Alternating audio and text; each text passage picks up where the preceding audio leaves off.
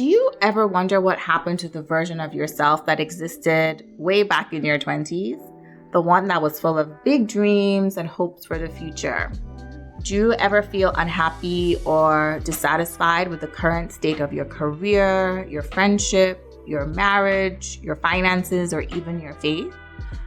Do things look very different from what you imagined back when you were a younger woman? Many of us, when we hit our late 30s and 40s, find ourselves in what some might call a midlife crisis. And yes, it is crazy to think that we are either at midlife or approaching midlife. Let's just accept it, embrace it, it's all good. We may look at our lives and wonder, is this really it? And even though externally it might seem like we have it made, maybe you're receiving congratulatory messages from family, from friends, from coworkers. Maybe you're getting acknowledged in the media for all the amazing work that you're doing. Maybe you are getting promoted for all the excellence that you're bringing to your work, to your organization. Things on the outside look amazing, but deep down inside, you know that there has to be more. You've lost your ability to get excited about your work and many, if not all, areas of your life. It's okay, girl. I know how you feel, and I'm here to let you know that it really doesn't have to stay that way. In this inaugural episode of Happy Without Medicine, I'm sharing the biggest reason why you're feeling dissatisfied with your life, and I'm going to be sharing some steps that you can take to actually fix this problem.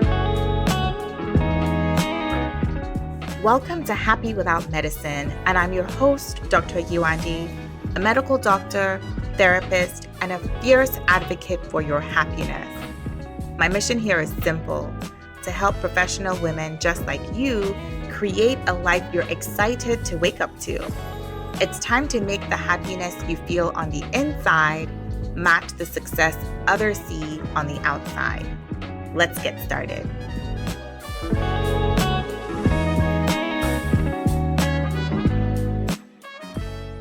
Welcome to the very first episode of the Happy Without Medicine podcast. It's me, your host, Dr. Yewande.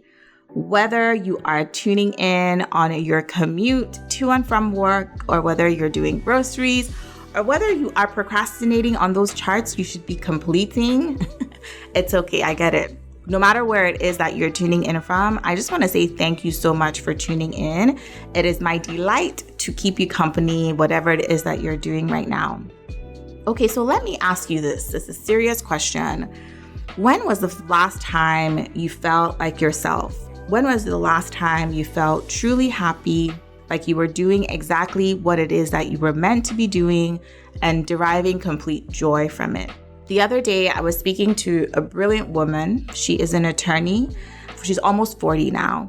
And the answer to her question was over 2 decades ago. So when she was a teenager, that was the last time she felt like she was herself. And I'll be honest, this is a common problem that I see in many women, especially working, ambitious women who have spent the best part of their school years and their early adulthood chasing accomplishments and chasing dreams, and during the course of all of that, have slowly shed away the many things that make them who they are at the core. And before they know it, they're living a life that looks really great and really shiny on the outside, but feels quite empty on the inside. I've been there, so definitely no judgment here. And to answer my own question, up until a few years ago, the last time that I felt truly like myself was when I was in university. I studied a double major in biology and psychology, and I loved school. I loved school so much. And although medical school became a goal for me sometime around the second year of university, honestly, it wasn't something I had been chasing all my life. But I studied for the MCAT. I did well, thankfully. I applied to medical school and got in. And just like any other experience with professional school that you might have, med school ended up being so all-consuming for me. I was so focused on getting good grades, studying to impress my attendings, my senior residents, trying to avoid looking stupid, competing for residency spots and eventually fellowships. I mean, who had time for anything else? In fact, I like to joke that then I was dating my husband, and that the only way our relationship worked out was because there was a whole Atlantic Ocean and like 5 or 6 time zones between us, because otherwise I don't know where I would have had the time to quote unquote date properly. I mean, I did all the things. As a resident, I became chief resident. I was chief resident for 2 years. I studied and worked so hard to impress not just my attendings, but also my patients. I remember even being on a plastic surgery rotation, and the attending was trying to convince me to go into plastics. I mean, I am not a surgeon, and I never want to be a surgeon. But it just goes to show that, even though I wasn't the smartest student, I knew how to study hard and I knew how to study smart. Eventually, I chose a path in family medicine, and I did a fellowship in emergency medicine, and I trained and worked in the ER for the better part of a decade. And I enjoyed my job. I really did, for the most part. I mean, there's parts of being an ER physician that are just like, I'd rather not. But for the most part, I enjoyed the problem solving. I enjoyed the excitement. I really did enjoy my job. But that's just it. It was just a job. It was just work. And I really just felt like something else was missing. Like, this could not be it. I can't just do this for the rest of my life. Talking about things like this really confused my friends and my family, because they would say, what do you mean you're unfulfilled? You save people's lives every day. I didn't feel like myself, though. As I said, it really felt like something else was missing. I had the great career, I had the house, I had the amazing husband, I had an adorable daughter and another kid on the way, but I wasn't as happy as I thought I should be.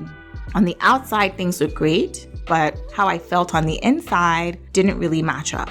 But thankfully, I'm on the other side of all of that now. And I shared all that to say that if you're feeling this way, I see you. I really do. And I want you to know that there's a reason why. So please, please, please don't ignore it. And the biggest reason, it certainly was for me, is based on your values. Your values. Dr. Daphna Oysterman, she's a professor at the Department of Psychology and a professor also in the Department of Education and Communication at the University of Southern California. She defines values as internalized cognitive structures that guide choices by evoking a sense of basic principles of right and wrong, a sense of priorities, and a willingness to make meaning and see patterns. Values are a big deal. I was working with another brilliant woman. I work with many brilliant women, by the way, disclaimer, so I'm probably going to be saying that a lot. But she was having a lot of stress at work, to the point where it was affecting her most valuable relationships at home.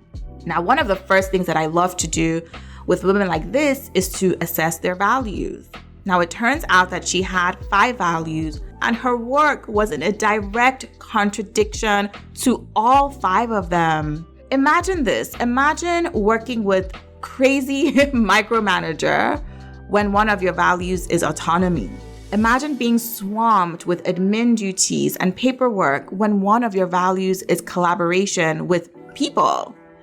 Imagine working in an uninspiring cubicle when one of your values is aesthetic beauty, day in, day out. We cannot and we must not underestimate the detrimental impact of ignoring our values. Now, for me, my values some of them are personal development, empathy, and well-being. And it made sense that after several years of working in a crazy busy ER department, I just wasn't honoring any of my values. I remember there were times, true talk, that I would leave the hospital in tears, sometimes because I knew that I just wasn't emotionally available. I hadn't been emotionally available to my patients. I specifically remember a patient, she was somewhere in her 30s, and she had just lost her father. I had been taking care of her father, and despite everything we did, we weren't able to save him, unfortunately, sadly. I had lost my ability to empathize with this patient. Yeah, some might say you were just, preserving your mental well-being. This is just self-preservation. Many of us doctors are used to doing that. Some might say, oh yeah, of course, you were very busy. You were being pulled in different directions. You were dealing with mounting wait times in the wait room, and you were dealing with several sick patients at the same time. But the truth is, at my core, I knew that this just wasn't who I was. In 2019, I left the ER on maternity leave, and I took this opportunity to do a ton of self-reflection. I actually saw a therapist myself, and this therapist, amazing therapist, helped me to connect the dots. And man, I felt so validated. I realized that I wasn't selfish for wanting more out of life. I realized that I wasn't ungrateful for having a plethora of blessings, but still feeling dissatisfied. I realized that I wasn't doomed to live this uninspiring life day in, day out, forever and ever and ever and ever and ever. I discovered my core values and I started taking active, consistent, intentional steps towards honoring them. And I tell you, that was the beginning of me creating a life that I'm so excited to wake up to every day. Yes, it's frustrating. Yes, there are disappointments. Yes, there are failures, twists and turns that come with regular life. But I feel fulfilled in the things that I'm doing now. So girl, I want to ask you again, when was the last time you were happy? When was the last time you felt like yourself? Was it before you moved cities for work and better opportunities, leaving your community and everyone you know and love behind? Was it before the kids came, barely leaving you any time for yourself? Was it before the last one of your single friends got married, leaving you wondering, okay, when is my time coming? What's wrong with me? If it's been a while, one of the biggest reasons is probably because you're not honoring your values. Now, this is where we get to the practical part of this podcast. In order to discover your values, if you don't know them yet, I want you to think back. Think back to that time when you felt like yourself. What were the things that were happening in your life that made you feel that way? Did you have a strong sense of community? Did you have friends who you hung out with and did fun things with? Were you involved in creative activities outside of work? Maybe writing, maybe you were learning a new language, maybe it was dancing, drama. Were you working out more consistently? Were you paying more attention to your health, your fitness? Were you paying more attention to your faith? Was it a time when you were getting recognized at work for all the amazing things that you were doing? Were you getting emails congratulating you? Were you getting recognized in the media and publications for all the work that you were doing? What was it that made you feel like life was full, like you were actually feeling like yourself? What were some of those things? Now, if you're one of the many women that I work with who struggle with this activity, you may have to use a bit of imagination here. And yes, I know it's a bit of a challenge for us to dream, but if you can't go back in time, think forward. If you were to create a life where you felt full, where you felt fulfilled, where you felt like yourself, what would it look like? What would be some of the aspects of that? Really dig deep and really try to write what those values are. Examples of values, as I mentioned before, are things like excellence, health, flexibility, community, autonomy. And if you're struggling to actually identify what your values are, I have a worksheet that I can send to you. It's one that I actually share with the women that I work with. Send me a message on LinkedIn. I'm Dr. Yewande Olamide on LinkedIn. The link will be in the show notes, or you can also send me a DM on Instagram. I'm at Dr. Yewande on Instagram. That's at dr.yewande. And again, that will be in the show notes. And what I'll do is I will share with you the worksheet that I use with the women that I work with to help hone in on what their 3 to 5 values are. And that'll really, really help you. It'll really clarify things for you. It'll really help jumpstart you from feeling the way that you are, unfulfilled, dissatisfied, to creating a life that you're also excited to wake up to. All right, to end this episode, I want to be sharing a quote with you. Values are lighthouses that are signals giving us direction, meaning, and purpose. I couldn't find the author of the quote, but I love it so much because ultimately, when we ignore our values or we're operating outside of our values, we're going to feel lost, unhappy, and unfulfilled. And that is not what I want for you because I'm a fierce advocate for your happiness. Until next time, don't forget to link up with me on LinkedIn and or Instagram. Take care. Thank you for joining me, Dr. Yewande, on the Happy Without Medicine podcast this week.